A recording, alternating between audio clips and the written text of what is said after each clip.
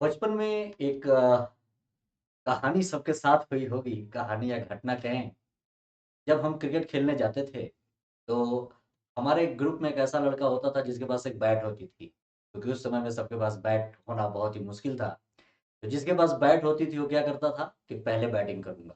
Okay, वो पहले batting करता था और अगर वो 1-2 बॉल पे आउट हो जाए, तो वो फिर गुस्सा होकर के अपना ब बैट लेकर के चला जाता था। तो बाकी प्लेयरों के साथ क्या होता था? धोखा, छल, कपट। यही धोखा, यही छल, यही कपट कहीं ना कहीं आज केंद्र सरकार कर रही है दिल्ली सरकार के साथ। मैं कुछ डेटा लेकर के आया हूं जिसपे हम लोग बात करेंगे कि जिस मुख्यमंत्री को दिल्ली की जनता ने चुना है, और भी एक बार नहीं, तीन तीन बार चुन करके दिल्ली के मुख्यमंत्री के पद पर बैठाया है, और उसे केंद्र सरकार यह कह रही है कि उस मुख्यमंत्री को कोई भी अधिकार होगा ही नहीं। आखिर में ऐसा क्यों? एलजी, जिसे चुना नहीं जाता, उसे दिल्ली सरकार पर थोप दिया गया। उसे दिल्ली सरकार पर थोप दिया गया। सभी अधिकार उसके पास होंगे। ऐसी हरकत इस देश के अंदर पहली बार हो रही है। ऐसा छल, ऐसा कपट देश के अंदर पहली बार हो रहा है। नमस्कार, मेरा नाम है स्वदीप। मैं गुरु आश्रम के प्लेटफॉर्म पे आप सभी का स्वागत करता हूं इसी मुद्दे के साथ। आखिर में बीजेपी, आखिर में आपको यह कहीं ना कहीं बीजेपी की तानाशाही नहीं लगती? क्या यह डेमोक्रेसी के खिलाफ बीजेपी की तानाशाही नहीं है? क्यों डर रही है आखिर में बीजेपी सरकार या केंद्र सरकार? किस बात का डर है? आखिर में आप सरकार को क्यों वह ठीक तरीके से काम नहीं करने दे रही है? वहीं अगर हम बात करें, तो किस तरीके से देश का जो सर्वोच्च न्यायालय है, देश के सर्वोच्च न्यायालय ने जो फैसला दिया, उस फैसला को केंद्र सरकार ने, उस फैसले को क्यों चुनौती दी? और चुनौती देकर के उसने संवैधानिक पीठ के फैसले को, जो संवैधानिक पीठ ने जो फैसला दिया, उसको बदल दिया। इसी मुद्दे पे बात करेंगे। अभी आपको याद ही होगा, कभी कुछ दिनों पहले माननीय सुप्रीम कोर्ट ने एक फैसला दिया था, जो कि लोकतंत्र के हित में, संवैधानिक लोकतंत्र के हित में बहुत ही बेहतर था। यानी कि जो दिल्ली सरकार के पास जो अधिकारियों के तबादले, यानी जो प्रशासनिक अधिकारी हैं, जो आईएएस, एसडीएम, दानिश, जो ये अधिकारी हैं, इनकी नियुक्तियां और तबादलों का अधिकार अभी तक दिल्ली गवर्नमेंट के पास नहीं थी। लास्ट जो हमने इसी से संबंधित एक वीडियो बनाया था, उसमें मैंने आप लोगों को बताया था कि दिल्ली सरकार के पास पहले से ही 3 अधिकार नहीं थे, यानी पब्लिक पावर, पुलिस और लैंड। उसके बाद एक सर्विस, चौथा अधिकार सेंट्रल गवर्नमेंट लाती है, जो उसे अपने पास रखती है। उसी मुद्दे को पर सुप्रीम कोर्ट ने भी हाल ही में फैसला दिया कि अब ये जो अधिकारियों को चुनने के जो फैसले हैं, वो किसके पास होंगे? दिल्ली सरकार के पास होगा। आखिर में यह फैसला होने के बाद केंद्र सरकार ने इस फैसले को क्यों पलटा? आखिर में क्या केंद्र सरकार देश के सर्वोच्च न्यायालय से भी बड़ी है? इसी पे अब हुआ क्या, अभी हाल फिलहाल में, कि केंद्र सरकार ने क्या किया कि दिल्ली सरकार के लिए जो ये सुप्रीम कोर्ट ने फैसला दिया था, इस फैसले के विरुद्ध एक अध्यादेश लेकर के आई है। और उस अध्यादेश के तहत एक अथॉरिटी, एक प्राधिकरण का गठन किया गया है, national capital civil services authority, यानी बात कहें राष्ट्रीय राजधानी सिविल सेवा प्राधिकरण। यह जो राष्ट्रीय राजधानी सिविल सेवा प्राधिकरण है, यह प्राधिकरण अब ग्रुप ए और दानिश से संबंधित जितने भी अधिकारी हैं, उन अधिकारियों की नियुक्तियां और तबादले देखेगी। ठीक है, चलो अध्यादेश आ गया। अब हुआ क्या, इस अधिकरण में, इस प्राधिकरण में या इस अथॉरिटी में 3 लोग होंगे।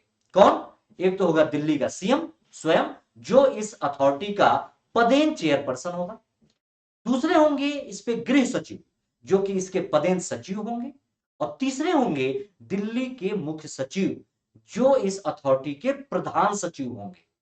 अब देखो, अब इसमें क्या होगा, ये जो आपके गृह सचिव और दिल्ली के मुख्य सचिव हैं, यह किसकी है? यह केंद्र के व्यक्ति हैं। अब यहां पे केंद्र के दोनों व्यक्ति हो गए, और एक हो गया आपका दिल्ली सरकार। अब दिल्ली सरकार यहां अल्पमत हो गई। और यह अध्यादेश में यह भी कहा गया कि जिस अथॉरिटी का गठन किया गया है, यह अथॉरिटी आईएएस या दानिश से संबंधित जो भी फैसले लेगी, ये उनकी नियुक्तियों के लिए, तबादले के लिए, वह अब इस अथॉरिटी यह करेगी, और यह बहुमत से करेगी। यहां पे बहुमत हुआ कहां?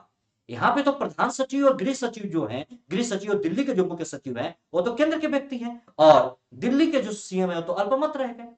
तो यहाँ पे यह बहुमत है ही नहीं।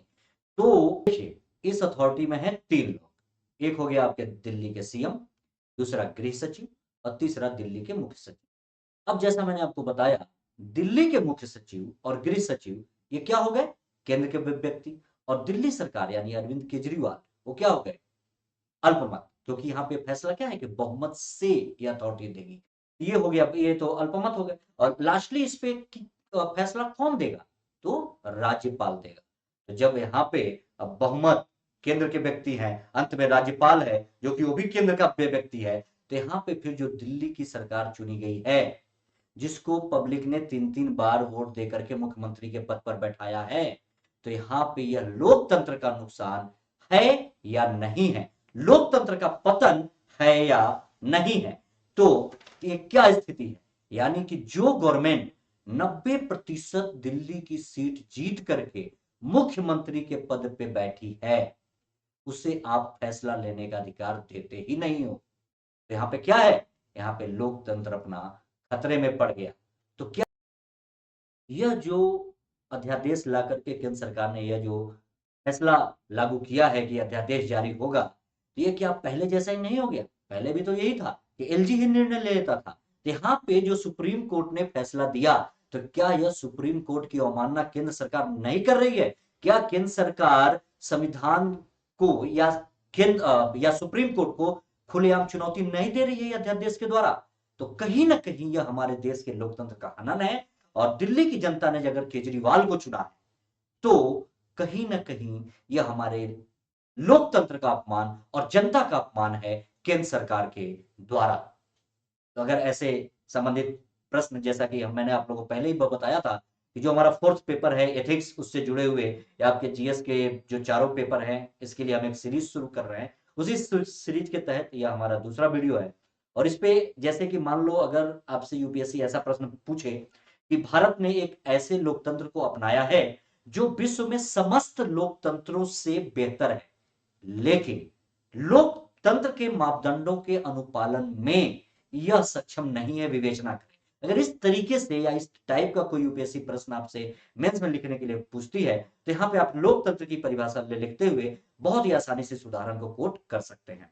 तो और ऐसे ही हम आपके लिए वीडियो लेकर के आते रहेंगे। तो चलिए मिलते हैं नेक्स्ट वीडियो में। धन्यवाद, नमस्कार।